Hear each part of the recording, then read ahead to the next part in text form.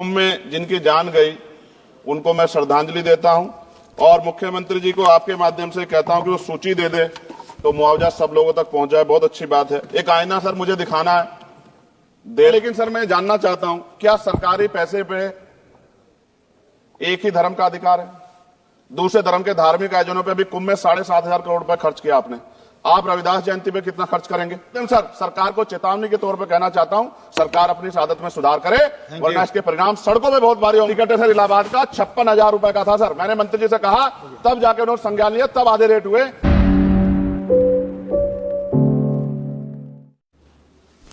राष्ट्रपति जी के अभिभाषण पे मुझे आपने मेरी बात रखने का मौका दिया।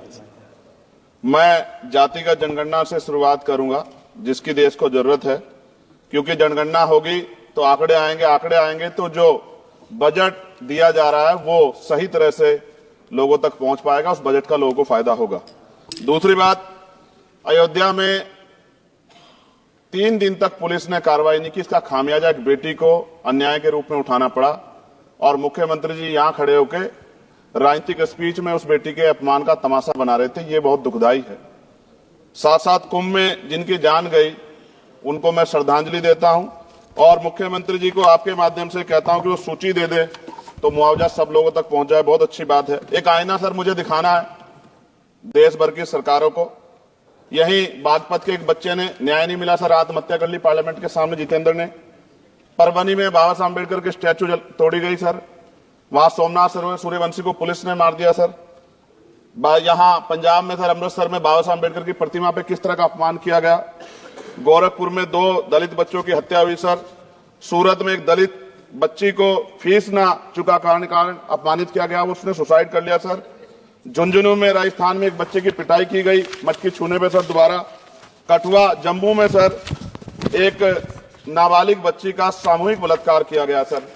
साथ साथ सहारनपुर में भूमाफियाओं ने शमशान की भूमि को देवबंद में सर जबरन कब्जा करने की कोशिश की, गोलीबारी की सर। आजमगढ़ में सूरज की हत्या सर हो गई है और पुलिस बचाने काम करे अपराधियों को। सर SC ST को पहले जमीन मिलती थी पट्टों के रूप में, कई सरकार ने दी। उन जमीनों को पहले तो दबंगों ने कब्जा के रखा और अब उन जमीनों को सरकार भी छीन दी है सर। शहर में रहने वालों को SC ST को आवासीय पट्टे दिए जाने चाहिए। आजादी के 75 साल भी घर नहीं है, बाद भी SC ST के बच्चों को जो स्कॉलरशिप दी जाती थी, केंद्र और राज्य का आपसी विवाद है कि 60% आप दोगे 40 हम देंगे। इस चक्कर में कई बार स्कॉलरशिप सब नहीं समय पहुंचती, मानसिक प्रताड़ना होती है, स्कूल परेशान करते हैं, कॉलेज। इसलिए मेरी राय है सर कि 0 बैलेंस में उन बच्चों का एडमिशन कराया जाए। जब सरकार कुछ करना ही चाहती तो बच्चों को फायदा हो जाए। और देश भर में सर बहुत सारे छात्रावास बने हैं, लेकिन उन छात्रावास की स्थिति ऐसी है जर्जर जैसे हमारे स्कूलों की है। इन छात्रावास का जीर्णोद्धार कराया जाए, उनकी रख रखाव का ख्याल रखा जाए, क्योंकि अब देश का भविष्य तैयार हो रहा है। और ऐसी हालात सर स्कूलों की है। स्कूलों के हालात आप देश भर में, मैं उत्तर प्रदेश से आता हूं, जाके देखोगे नगीना क्षेत्र में सर अगर स्कूल गिर जाएगा किस दिन बहुत बड़ा हादसा हो जाएगा, कोई पूछने वाला नहीं है सर। बात OBC समुदाय की जाए सर, OBC समुदाय को वक्त आ गया है कि विधानसभा लोकसभा में आरक्षण जो है सर मिलना चाहिए, जो उनकी पर्याप्त संख्या यहाँ लोकसभा में और सभी स्टेटों की विधानसभा में आ पाए, जो सामाजिक समानता की दिशा में जरूरी कदम है। OBC को भी SC ST की तरह सर प्रमोशन रिजर्वेशन मिले। OBC आरक्षण में जोड़ा गया सर असंवैधानिक है, क्रीमी लेयर उसको खत्म किया जाए। सरकारी स्वायत्त संस्थानों में भी सरकारी विभाग के समतुल्य पदों को चिन्हित किया जाए तथा उनकी समतुल्यता स्थापित की जाए, ताकि इन संस्थानों में कार्यरत OBC कर्मचारियों के बच्चों को भी आरक्षण का लाभ मिल जाए। सर पत्रकार सुरक्षित नहीं है। पत्रकार मुकेश चंद्राकर की सर भ्रष्टाचार के खिलाफ आवाज उठाने पर हत्या की गई सर। कौन पत्रकार ईमानदार से पत्रकारिता करेगा? किसानों को MSP की कोई लीगल गारंटी नहीं। एक बड़े किसान है दल्लेवाल जी, 69 दिन से सर जीवन और मौत के बीच आमरण अनशन पे है।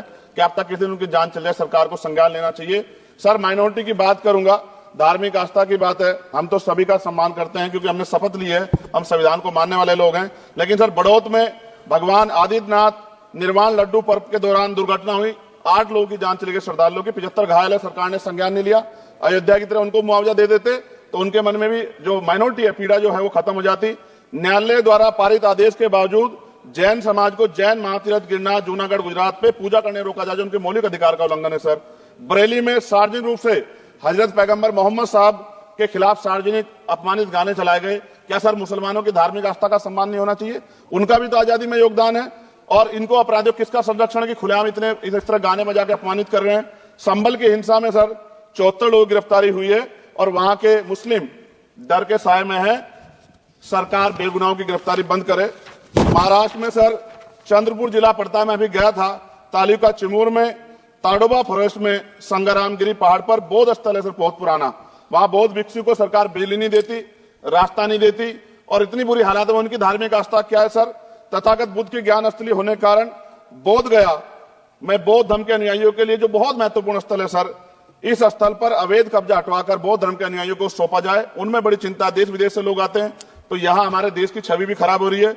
और अभी 12 फरवरी को सदगुरु रविदास जी महाराज की जयंती है और 14 अप्रैल को बाबा साहब अम्बेडकर की, 11 अप्रैल को राष्ट्रपिता ज्योतिबा फुले। इनको मानने वाले लोग नए कार्यक्रम करना चाहते हैं। अभी जिस विचार की सरकार है सर, वो तो कोई कार्यक्रम कर लें, लेकिन अगर ये कार्यक्रम करना चाहते हैं तो इनको कोई छूट नहीं है और नई परमिशन नहीं मिल रही। खत्म करूंगा सर, अंत में थोड़ा सा और गया सर, इसको खत्म करूंगा। लेकिन सर मैं जानना चाहता हूं, क्या सरकारी पैसे पे एक ही धर्म का अधिकार है?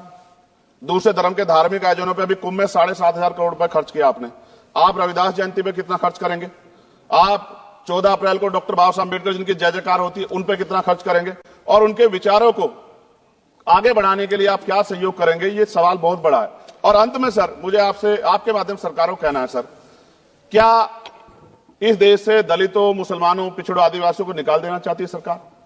जिस तरह से उनके अधिकारों को, स्कॉलरशिप को, उनकी पढ़ाई को, हेल्थ सिस्टम में कोई पैसा नहीं खर्च हो रहा है, क्या उनको निकाल के इस देश को ऐसा देश बनाना चाहते हैं जहां कुछ ही धर्म के लोग रहेंगे?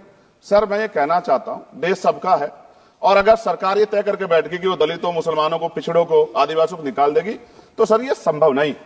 इतनी बड़ी आबादी है, हम अम्बेडकरवादी लोग उनके पक्ष में खड़े हैं क्योंकि हमने शपथ ली है कि हम हर व्यक्ति का संरक्षण करेंगे। और मैं आपके माध्यम से सरकार को चेतावनी के तौर पर कहना चाहता हूं, सरकार अपनी इस आदत में सुधार करे, वरना इसके परिणाम सड़कों में बहुत भारी होंगे। अगर मुसलमानों को, दलितों को आप लोग निकालने के बारे में सोचोगे और उनकी धार्मिक आस्था का अपमान करोगे, तो ये हम लोग किसी कीमत पर बर्दाश्त नहीं करेंगे। मैं आपका धन्यवाद करूंगा सर, लेकिन साथ साथ मैं ये भी कहूंगा सर, और सर खत्म कर रहा हूं सर, 10 सेकंड में खत्म कर रहा हूं सर, आप आदेश करेंगे तो खत्म कर दूंगा। खत्म कर दीजिए, एक सेंटेंस बोलिए। 10 सेकंड में खत्म कर दूं सर? एक सेंटेंस में 10 सेकंड भी आएगा, बोलिए सर। मैं बस ये कहना चाहता हूं कि सरकार सभी का ध्यान रखे और उनमें भी गरीबों का ज्यादा ध्यान रखे, क्योंकि सर अभी जेब कटाई हुई, 2800 रुपए का टिकट है सर इलाहाबाद का, 56,000 रुपए का था सर। मैंने मंत्री जी से कहा, तब जाकर उन्होंने संज्ञान लिया, तब आधे रेट हुए। इसलिए कह रहा हूं, धर्म के नाम पे धंधा और लूट नहीं होनी चाहिए सर, इसकी जिम्मेदारी सरकार की। धन्यवाद सर। खबरों में बने रहने के लिए फोरम 4 को सब्सक्राइब करें और नोटिफिकेशन पाने के लिए बेल आइकन दबाएं।